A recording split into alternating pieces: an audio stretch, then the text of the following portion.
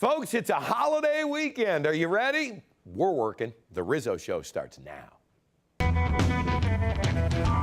The Hard Rock Rocksino Northfield Park presents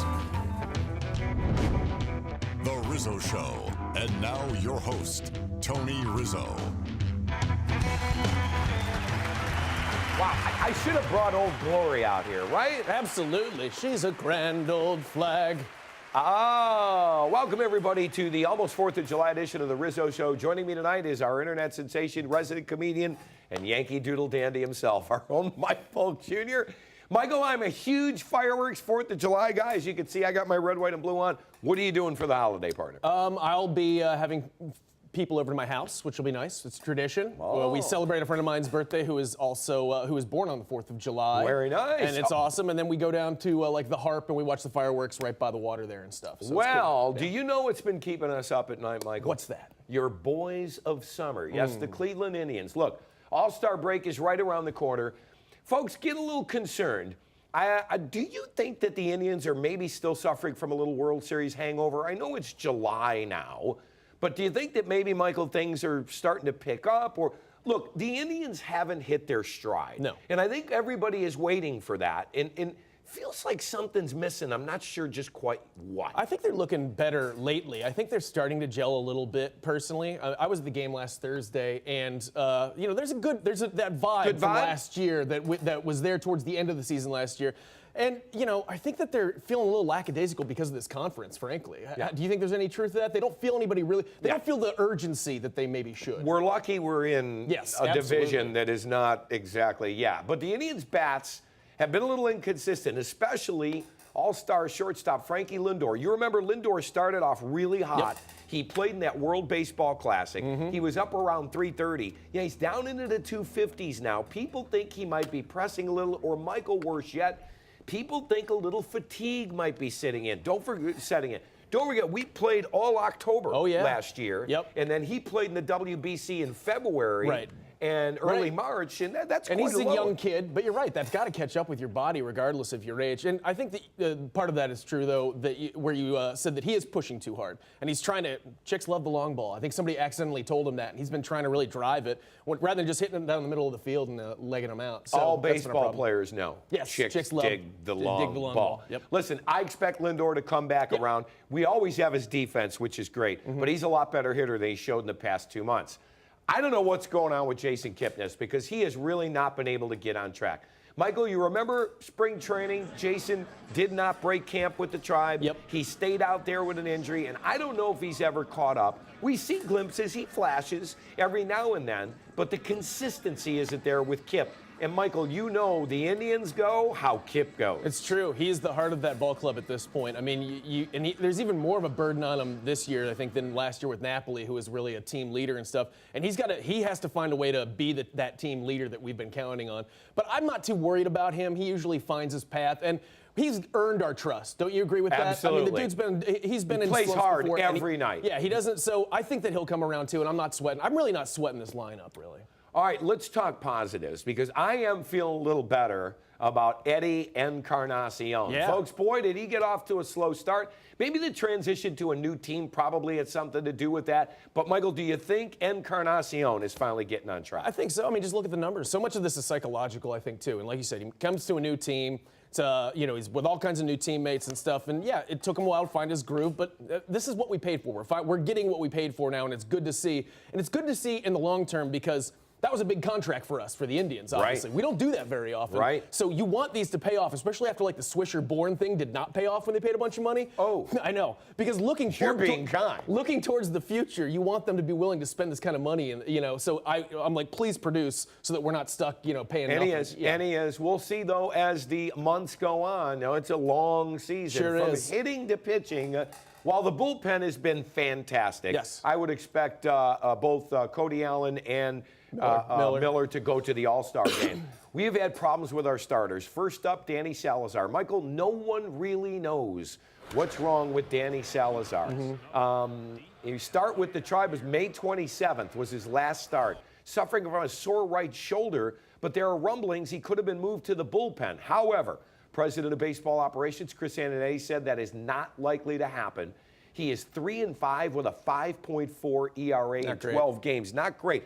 But something's wrong with Danny's confidence. Agreed. I think that is the problem, and right? You know baseball way better than I do. If you're coming back from something like this, does it help you to be in middle relief at first, or does it hurt your psychology? If you're even a more? starter, you've got to stay a starter. You've got to be a starter as long as you can. So it's better to throw him out there and say sink or swim than we're going to to find out. I get in. the feeling the Indians are going to throw him back in the rotation at some point to see if he's ready to step up. But I know this: the leash is not very long right now with Danny Salazar. Speaking of the leash, Trevor Bauer and Josh Tomlin have been kind of up and down. These are two guys that need to watch their back.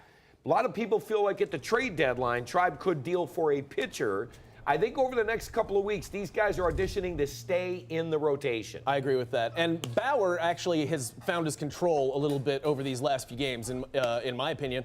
He's actually looked Throw the pretty solid. curveball, Trevor. That's it, man. Throw the curveball. Don't overthink it. Fastball. But Tomlin, he's kind of a mess right now, and he goes through these streaks too. He's such a streaky dude. I love how nice you are. I'm just saying. Kind of a mess. He's he is kind of a mess right now. Yeah. But he's a streaky dude, and he might. Hopefully, he finds his rhythm. One of those guys has to, because they can't count on just Carrasco and Kluber the whole time. No, that is though the recipe in the playoffs to have those two great starters at the top. And let's give some props to the ace, Corey Kluber. How about this? Monster. Tied Bob Feller for a record. 4 consecutive games with 10 or more strikeouts. Would Bob Feller be mad about that, or would he be happy about that? Yes, he would. He would be mad about that. Bob was a very proud guy. Yes, he I was. will never forget watching the opener in 1994, President Bill Clinton, Jacobs Field, and Randy Johnson has a no-hitter going. Folks, there's only been one guy in the history of baseball to throw a no-hitter on opening day, and it was Bob Feller. He was sitting about 2 rows away from me, and when we got to the 7th inning, I think he was rooting against. Oh, yeah. Randy. You're right. He's like, you guys, somebody get a hit and keep my streak. Like, that's what made Bob Feller so great. Right. I see a lot of Corey Kluber, though, a lot of Feller and Kluber. He's nasty, real serious guy, goes about his business, and doesn't let anything affect him. That's something great to have when you're a pitcher. Yeah, absolutely. Ice water in his veins. Well, the guy who has to navigate the Indians back to the postseason, manager Terry Francona. Tito, I hope you are well. You've had a few health issues. How many more seasons do you think Tito has with the Tribe? Because every time we talk about this, Mike, I cross my fingers. Me too. We have no way of knowing because we have no idea what it is. And I don't know. The thing is, your health is your business as far as I'm concerned. Sure. The law says that too. Right, that too. So I don't know if they're telling us the whole story. I don't know if but it's not our business. So we won't know until we actually get some kind of a consensus on what is wrong with him, how many more seasons he's going to. Hopefully he's here forever because we just love the dude. He's a pretty tough guy. He wants to be out there too. Did you read the column about him listening to the game in the emergency room while he was there? I mean, this guy, and it was neat because he talked about how the people in the emergency room in the hospital were all listening, and he doesn't get to watch them listen to his baseball team very often. And he got to watch them react. And it was the big comeback game, right? So that had to be neat for him. But was he chewing gum? He probably was. Right in the hospital room, spitting it up. But yeah, no, we're all obviously hoping he gets better because this is one of my favorite people in Cleveland. All right, is there anyone in the division that concerns you as far as the Indians go? I know the Twins have been hanging around. Sure. The Tigers are done, but folks, give the Twins credit. Every time I look at their pitching, though, I want to say to myself, how in the world are they still in this division? Right, I know. No, nobody is particularly scaring me, and I think that's the problem with the Indians, like we just talked about. I don't think anyone's scaring the Indians necessarily. I think that eventually the cream's going to rise, and we'll have some separation there. Do you really think Detroit's totally done? They couldn't do some death after throes? This weekend? I know this. I'm hearing that Detroit might be sellers at the trade deadline, which would mean that they have thrown in the towel. Who can afford anything that they're selling at this point? I know you've been to a lot of games this season. You went last Thursday night. The Indians are averaging a little over 22,000 a night. That's such a big increase. Oh, yeah. The Tigers average about 28,000 from last year. The Dodgers top the list. You know what? They're drawing 44,000 to Chavez Ravine in L.A. Right. Well, I mean, every game. You know why? Because the Lakers suck. Sure. And the Rams suck. Sure. And the Chargers. Don't forget the L.A. Chargers this year. There's also about 9 million people around that area, too. That doesn't hurt either. That was a day game I was at on Thursday, by the way. Right. And it was pretty packed out. I was happy to see that. Right. Also, I was happy to see how many people are available on a weekday afternoon at noon in Cleveland to go drinking, which is amazing to me. We're doing all right. Yeah, we're doing all right, everybody. People were drinking? Yeah. Let me tell you something. The downtown businesses are doing really well right now. They're happy. Very happy. Yeah. All right. Catch the Tribe at home. They'll host the Pads on the fourth 4-3 game series, and then the Tigers come to town before we head to the All-Star break. Up next, it's one of my favorite bits that Michael does on this show. Don't build Crazy sports callers. Keep the bar low. Yeah, we're going to talk to some crazy Cleveland sports callers that he has to deal with all the time coming up after this. And food. You want a great patio? We found one in Middleburg Heights. Stay with us.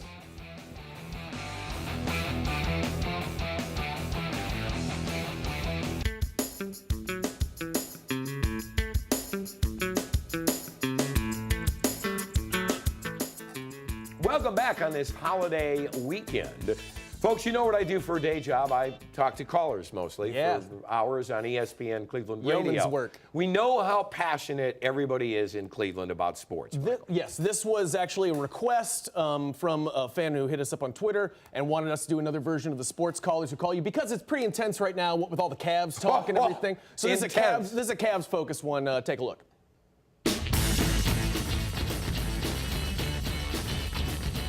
Okay, next on the air, we got Dan from Streetsboro. Dan, go ahead. I have one question for you guys. Why the hell is Kevin Love still on the Cavaliers? What do you mean, Dan? I mean, why don't they trade him? Get him off the team. He's ruining it. How is Kevin Love ruining the Cavs, Dan? He was an all-star this year. Yeah, he averaged like 20 points and 11 rebounds this season. Yeah, but what about the postseason? About the same. Yeah, about the same, yeah. Get him off my team! All right, Jeez, man. So go over that again, caller, because you kind of lost us there. Okay, it's a fairly simple 4-team trade. See, first the Cavs trade Kyrie and Kay Felder to the Minnesota Timberwolves, who then send Ricky Rubio to the Pacers, along with their next 2 first-round picks, top 10 protected. Then the Pacers send Paul George to Miami, and they send Chris Bosh to Cleveland, who reunites with LeBron. So, wait, in this scenario, we only get Chris Bosh. Isn't he retiring? I believe that he is, yes. Yeah. Cap space. I didn't say it was a perfect trade. Okay, next we've got Chris and Lorraine. Chris, what's up? Chris, are you crying? No, maybe. Who cares? It doesn't matter. He's gonna leave us, isn't he, you guys? Who? LeBron. I know he's gonna leave us again, just like he did last time. Well, yes, he might leave eventually, Chris, but can't you just appreciate the time that he's here right now? Why is he doing this to us? Why is he playing these mind games? Look, just calm down. He's still under contract. He's not leaving anytime soon. That's exactly what my ex-wife said. Oh, boy. Okay, there we go. Okay, next we have Timmy Jaslam calling all the way from Tennessee. Go ahead, Timmy. Hey, y'all. Thanks for taking my call. I know we're talking Cavs today, but I just want to take a moment and say that I'm really excited about the Browns this year, and I think that the front office, and particularly the owner, is doing a really good job right now. Uh-huh.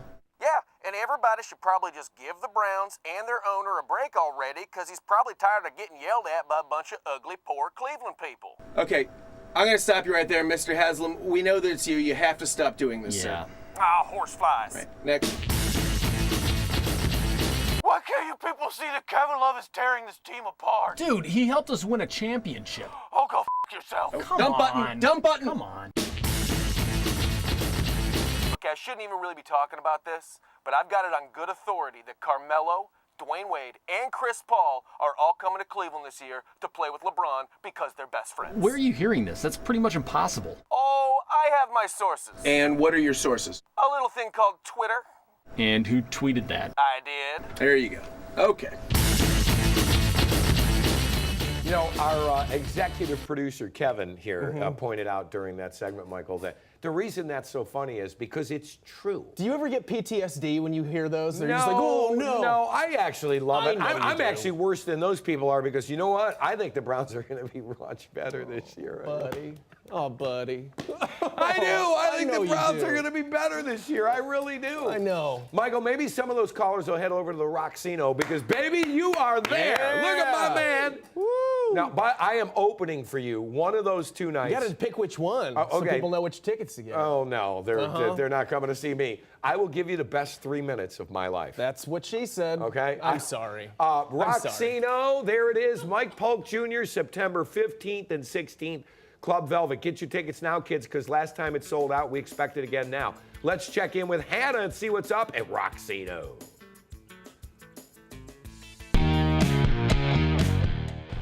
Rockstars, it's Hannah, and this is What's Up with the Rocksino. Win a brand new Buick Cascada during our $200,000 free ride, free play convertible giveaway. Rockstar Rewards members earn entries daily for a chance to win. And stop by the Hard Rock Live lobby Sundays and Mondays starting July 9th between the hours of 12 to 8 p.m. for the Bello Russo luggage giveaway. Collect the entire 4-piece set throughout the month of July. Bring your appetite to our Friday night rib fest at the Fresh Harvest Buffet, only $29.99 with your Rockstar Rewards card. And stop into Kozar's Woodfire Grill for our 4-course special Sunday through Thursday. This Friday, rock out with the Ultimate Ozzy Tribute Band and don't miss the UFC 213 watch party in Club Velvet on Saturday. Tickets on sale at the Rocksino box office and Ticketmaster.com. Come find your rhythm at the Hard Rock Rocksino Northfield Park. Vegas experience, Ohio address.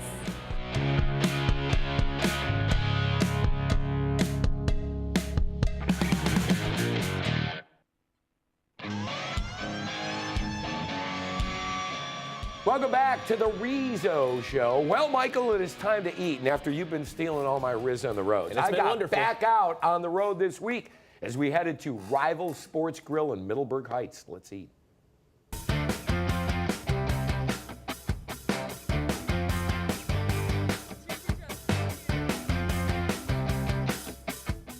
Folks, we are continuing our tour, Riz on the Roads, of the best patio bars in all of Northeast Ohio. We're at a legendary place, Smith Road in Middleburg Heights. It's called Rivals, but when I was a kid, it was called Bober's, and it was the place to be.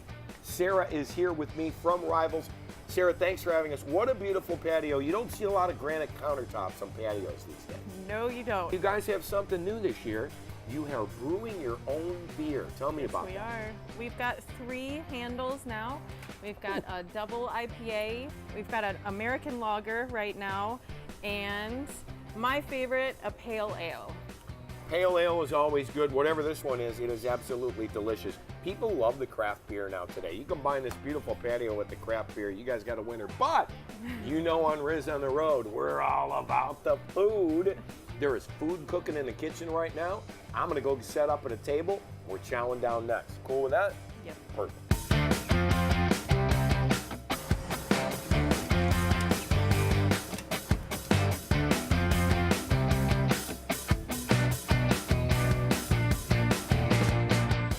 Let him eat.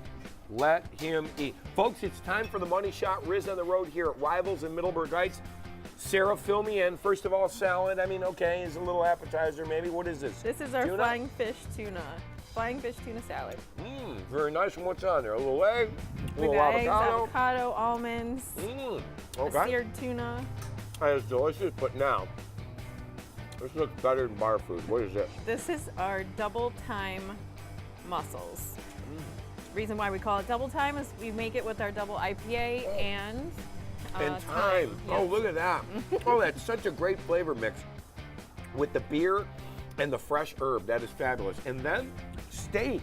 This is our North Coast strip steak with truffle butter and an onion stack. Oh, you know what? I'm really not big on steak, okay, but I'll try it anyway. Oh, that is so good with the greens and the potatoes. This doesn't look like bar food, right? No, it doesn't. You do have burgers and wings and all that too. Yes, we do. All right, folks, get here. We're on Smith Road in Middleburg Heights. It's called Rivals. Sarah, thank you. You gonna help me eat any of this? Absolutely. Okay. You don't have to. You don't want to. That's all right.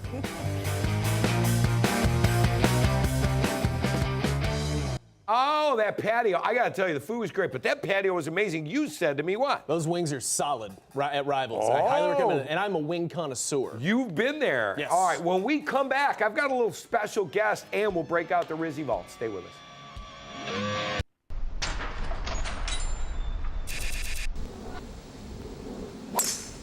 Open up the Rizzy Vault. Oh, these guys love showing my bad golf swing.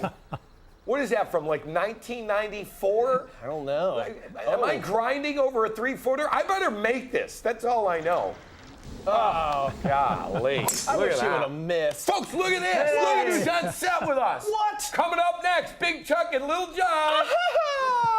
Chuck, thanks for being here. Thank Great to you. see you, Thanks you for having legend. me. Chuck, I want you to know we are honored to be on with you on Sunday nights. Michael and I feel we both grew up here in Cleveland. We know How is everything, bud? How you been? I'm fine. Celebrated a birthday a little last week? 83. Oh my God! You don't look a day over 65, and you know it. True. You know, folks. Don't forget Oak and Embers opening in Hudson Tuesday for 4th of July. We love Oak and Embers. Good barbecue. If you're in Hudson, get on out and enjoy it. Riz on the Road will be there in just a couple of weeks. We doing anything for the 4th? Yeah, I'm gonna get drunk and shoot. How man! Salute America. There it is. Happy 4th of July. God bless America. Good to be alive. Good night, everybody.